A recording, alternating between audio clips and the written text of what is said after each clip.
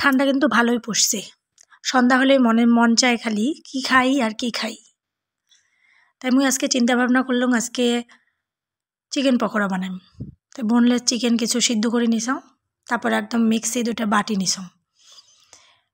ওর কোনো রসুন, পেঁয়াজ, আদা, কাঁচা লঙ্কা, ধনিয়া পাতা সব কিছু দিয়ে একসঙ্গে বাটি নিছাম। তারপরে লবণ, হলুদ, বেসন আর ডিম দিয়ে মুই সবগুলো একসঙ্গে নিয়ে নিছাম। এগুলো ভালো করে এখন মাখে নিম। তো দণ্ডবোধ সবাইকে। সবাই কেমন আছেন? আশা করুন সবাই ভালো আছেন, মুইও ভালো আছি। শীতের সন্ধ্যা, একটু মুখরোচক খাবার, আর সেটা যদি চিকেন পকোড়া হয় তা আরও ভালো হয়, জমি যায়। ওই সবগুলো মাখে টেকে নিয়ে তেল গরম করলাম। এবার সবগুলো আমি অল্প অল্প করে ভাজি নিই। ঠান্ডা মানেই খাওয়া দাওয়ার আমেজ। ঠান্ডা মানেই মোর তো মনে হয় খাওয়ার সিজন।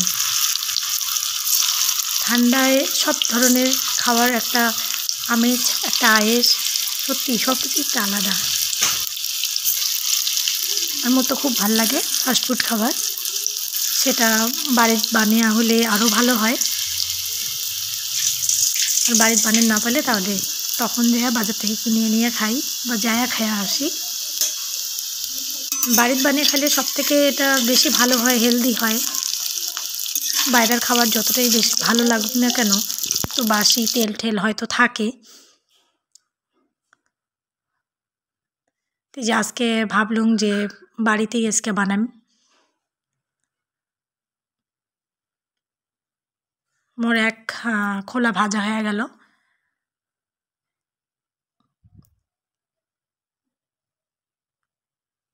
এবার আরও ভাজি মুই সবগুলো এভাবে অল্প অল্প করিয়া ভাজি নিম।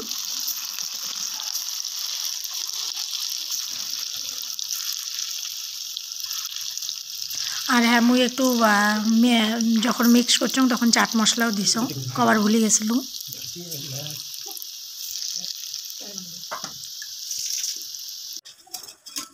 যে এই পেশে ভাজা হবাদ হচ্ছে আর এই পেশে শেষ হবাদ হচ্ছে। ছাওয়ার ঘর, ছাওয়ার বাপ সব নিবে হচ্ছে আর খাওয়া হচ্ছে।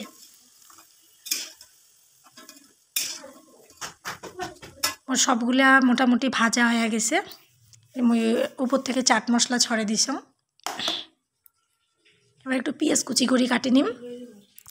পেঁয়াজ কুচি করিয়া দিম আর সস দিম। কোনো চাটনি টাটনি বানাং নাই, টমেটো সস আর পেঁয়াজ কুচি আর অল্প একটু পেঁয়াজ কুচিটা যেহেতু দিছং আর অল্প একটু এই যে চাট মশলা দিম।